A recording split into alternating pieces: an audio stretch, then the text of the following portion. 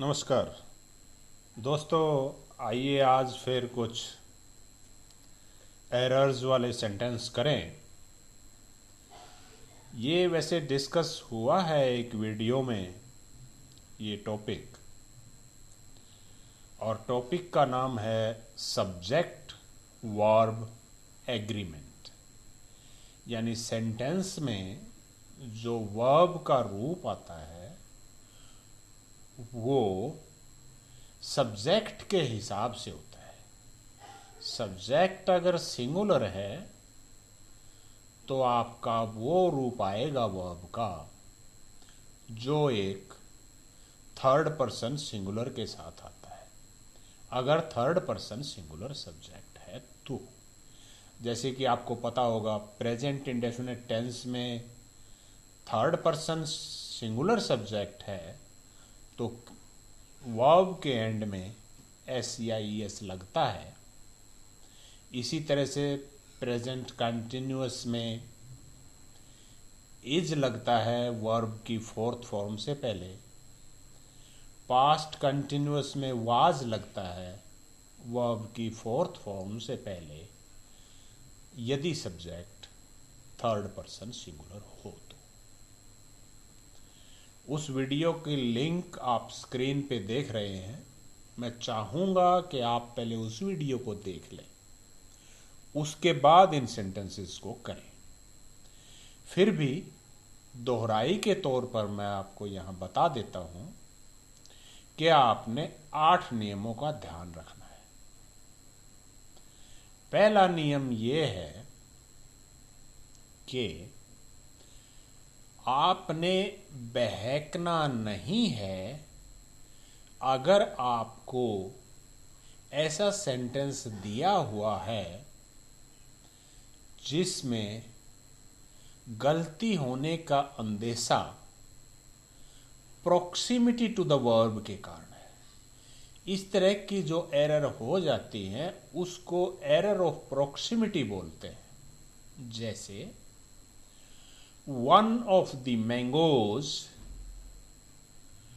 Was rotten आएगा या one of the mangoes were rotten आएगा।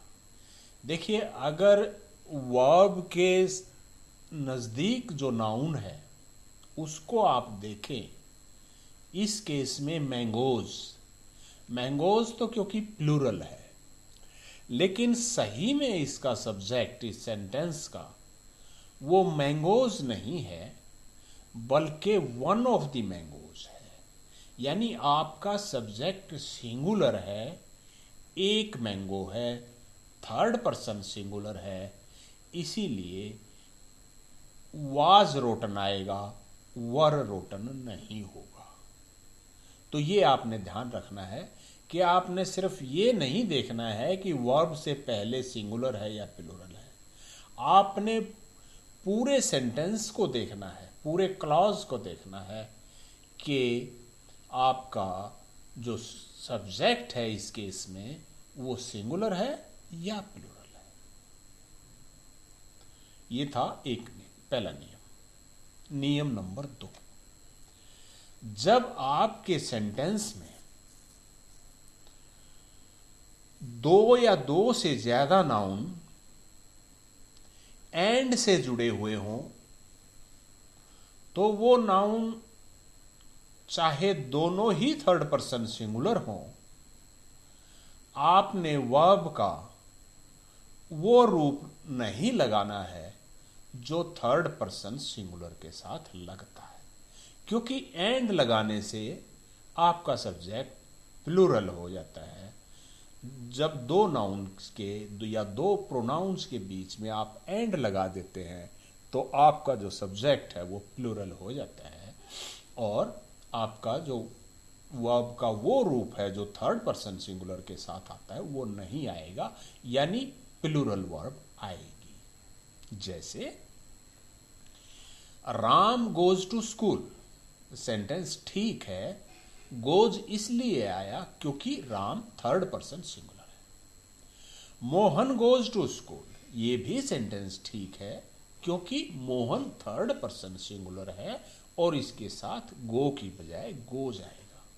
लेकिन अगर राम एंड मोहन दोनों हो तो हमारा सेंटेंस बनेगा Ram and Mohan go to school. यहां पर गोज नहीं आएगा क्योंकि राम और मोहन जो दो नाउन हैं वो एंड से जुड़े हुए हैं। दूसरा नियम ये था। तीसरा नियम दूसरे नियम का ही एक छोटा सा सूक्ष्म भेद है। यानी जब दो चीजें इस ढंग से जोड़ी जाएं कि वो एक का ही आइडिया दें, तब आपने सिंगुलर वर्ब लगानी है। यानी आपका सब्जेक्ट थर्ड पर्सन सिंगुलर ही ट्रीट होगा। जैसे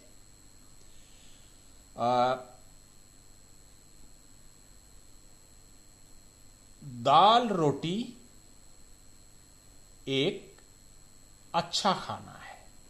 देखिए, दाल रोटी एक ही खाने की टाइप है। दाल रोटी जब आप जिक्र करते हैं तो दोनों जुड़ी हुई चीजें हैं।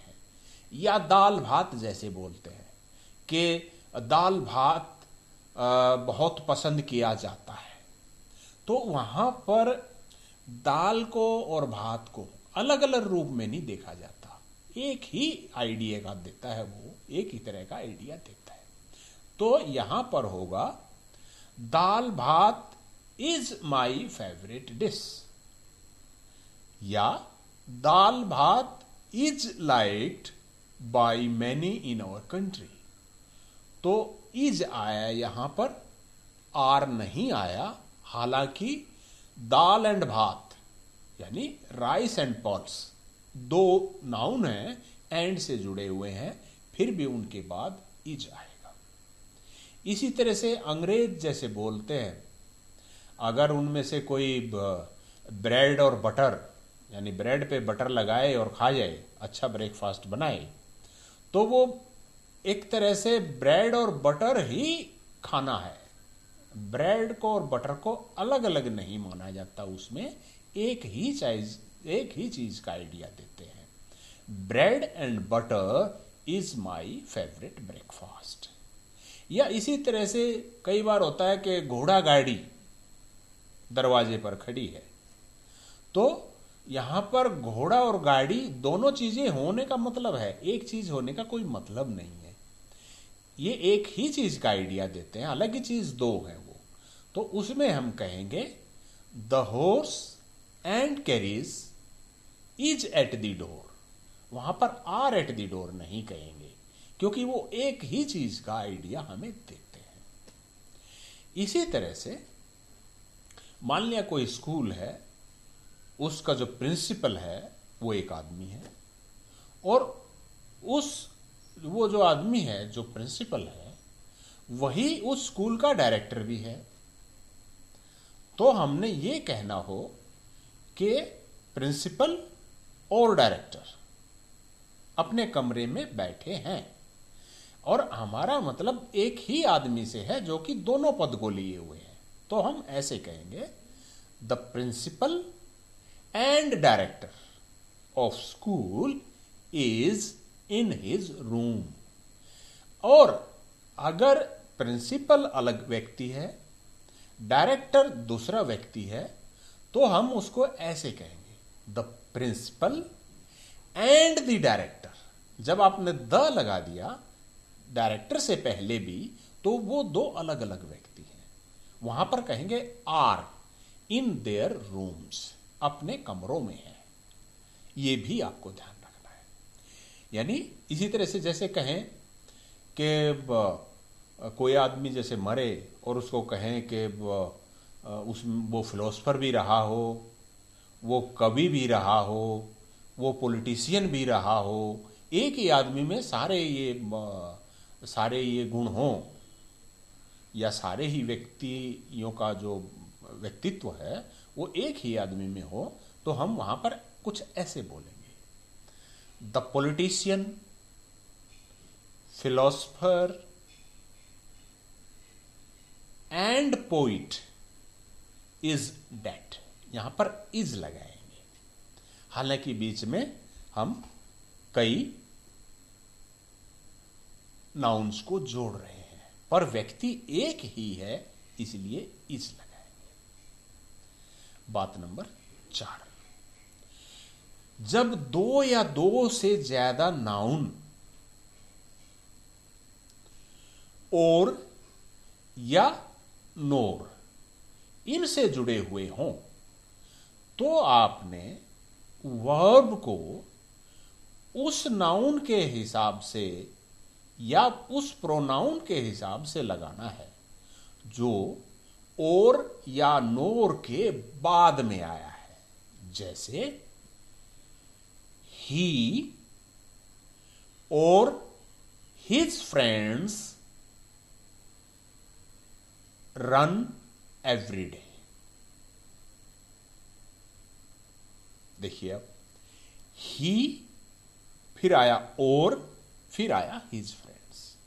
तो जैसा कि मैंने बताया, जब और से जुड़े हुए हों दो से ज्यादा या दो नाउन प्रोनाउन, तो और के बाद जो नाउन आता है, इस केस में हिज फ्रेंड्स, तो इसके हिसाब से वर्ब की फॉर्म आएगी। जब हिज फ्रेंड्स हम के हिसाब से आना है और वो प्लूरल है, तो आप रन ही लगाएंगे, रंज नहीं लगाएंगे।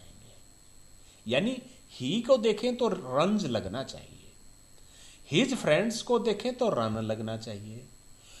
हिज फ्रेंड्स क्योंकि और के बाद है, इसीलिए हिज फ्रेंड्स के हिसाब से यहां पर रन लगेगा, रंज नहीं लगेगा। ही और his friends run every day, ये आपने ध्यान रखना है। यानी और या नोर से जब दो या दो से ज्यादा नाउन प्रोनाउन जुड़े हुए हों तो वर्ब और के बाद वाले नाउन या प्रोनाउन के हिसाब से आता है। बात नंबर 5, जब दो या दो से ज्यादा नाउन या प्रोनाउन कुछ इन शब्दों से जुड़े हुए हों, जैसे along with, as well as, also, together with, कुछ इन शब्दों से जुड़े हुए हों, तब आपने जो जोड़ने वाले शब्द से पहले नाउन या प्रोनाउन है उसके हिसाब में आपने वर्ब लगानी है। जैसे the principal as well as the students is not in the school, या are not in the school, क्या लगेगा? देखिए, एज वेल एज से पहले क्या है? Principal. Principal third person singular है, तो इसके हिसाब से इज लगना चाहिए, आर नहीं लगना चाहिए, और इज ही लगेगा। यानी जो और नोर में हमने बताया था उसका विपरीत है इसमें। और नोर में और नोर के बाद में जो नाउन प्रोनाउन आता है उसके हिसाब से वर्ब आती है, और बाकियों में जोड़ने वाले शब्द से पहले जो नाउन और प्रोनाउन है उसके हिसाब से आता है। ये रूल नंबर 5 हुआ। रूल नंबर 6 में मैं आपको बताऊं कि कुछ शब्द ऐसे हैं जिनके साथ हमेशा ही वर्ब का वो रूप आता है जो कि थर्ड पर्सन सिंगुलर सब्जेक्ट के साथ आता है, और वो कुछ ऐसे हैं जैसे either, neither, each, everyone, many, a वगैरह वगैरह। इस तरह का जब सब्जेक्ट हो तो आपने सिंगुलर वर्ब लगानी है। जैसे neither of the two men was very strong, या each of these substances is found in India, यानी इसमें दोनों में इज लगा। या वाज लगा, यानी वर्ब का वो रूप लगा जो थर्ड पर्सन सिंगुलर के साथ लगता है। इसमें एक विशेष स्थान एवरी का है। एवरी के बाद अगर नाउन भी आ जाए और वो कई नाउन हो तो भी आपने वर्ब का वो रूप लगाना है जो थर्ड पर्सन सिंगुलर के साथ लगता है। हमारे एक व्यूअर ने कमेंट सेक्शन में ये पूछा भी है कि every Tom Dick and Harry wears jeans nowadays. आजकल हर कोई एरा गैरा नत्थु खैरा जीन्स पहनता है। अब every Tom Dick and Harry, वैसे तो ये टॉम डिक एंड हैरी एक तरह से तीन हुए और एंड से जुड़े हुए हैं, तो वियर्स की बजाय वियर आना चाहिए ऐसा संदेह है। लेकिन क्योंकि ये एवरी के बाद आए हैं इसीलिए इसमें वर्ब का वो रूप आएगा जो थर्ड पर्सन सिंगुलर के साथ आता है। तो करेक्ट सेंटेंस रहेगा every Tom Dick and Harry wears jeans nowadays. एक और उदाहरण इस पे लें, जैसे every boy comma every girl and every teacher was standing attentively during the national anthem। जब राष्ट्रगान बोला जा रहा था, राष्ट्रगान के समय पर हर छात्र, हर छात्रा और हर अध्यापक खड़े थे या खड़ा था। हिंदी में तो आप कैसे भी बोले, बट अंग्रेजी में आपने थर्ड पर्सन सिंगुलर के लिए वर्ब का जो रूप आता है वही लगाना है, यानी इज या वाज ही लगाना है। इसका आपने खास ध्यान रखना है। इसके बाद एक बहुत बार आता है कि सेंटेंस और उसमें भी कंफ्यूजन हो जाता है, और वो ये है कि जब आप किसी ऐसा आपके सेंटेंस में कोई प्लूरल नाउन आ जाए जो स्पेसिफिक क्वांटिटी या अमाउंट को इकट्ठा दर्शाए, plural noun but specific amount या स्पेसिफिक क्वांटिटी को इकट्ठा दिखाए, तब आपने वर्ब का वो रूप लगाना है जो थर्ड पर्सन सिंगुलर के साथ लगता है। जैसे 15 minutes is allowed to each speaker. यहां पर 15 मिनट्स प्लूरल नाउन है, पर यह क्योंकि स्पेसिफिक अमाउंट ऑफ टाइम है और इकट्ठा कवर किया जा रहा है, इकट्ठा कंसीडर किया जा रहा है, इसीलिए इज आएगा, आर नहीं आएगा। और करेक्ट सेंटेंस यही है कि 15 minutes is allowed to each speaker. या दूसरा सेंटेंस जैसे 10 kilometres is a long walk. हालांकि जो 10 किलोमीटर्स हैं वैसे देखा जाए तो प्लूरल नाउन है, लेकिन क्योंकि हम इसको स्पेसिफिक क्वांटिटी को इकट्ठा कंसीडर कर रहे हैं, इसलिए इसके बाद वर्ब की सिंगुलर फॉर्म आएगी और करेक्ट सेंटेंस यही होगा कि 10 kilometres is a long walk. इसी तरह से जैसे 1000 रुपीज इज ए लार्ज सम, तो यहां भी इज आएगा। हालांकि 1000 प्लूरल नाउन है, लेकिन ये क्योंकि स्पेसिफिक क्वांटिटी है और एज ए होल कंसीडर हो रहा है, इसलिए इसके साथ वर्ब का वही रूप आएगा जो थर्ड पर्सन सिंगुलर के साथ आता है, और करेक्ट सेंटेंस होगा 1000 रुपीज इज लार्ज सम। इसी तरह से 3 parts of the business is left for me to do.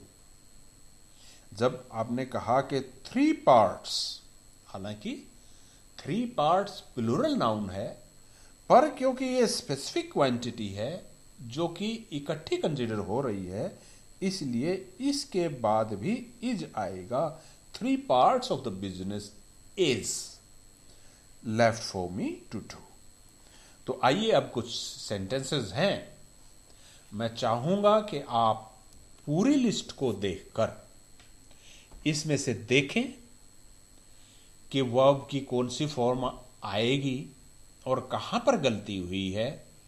और मैं चाह तो नहीं रहा था कि एक एक को डिस्कस करें, क्योंकि उस वीडियो को देखने के बाद जिसका शुरू में ही लिंक दिया था और जैसा कि मैंने अभी समराइज किया, इसके बाद ज़्यादा गुंजाइश डिस्कस करने की नहीं रह जाती है।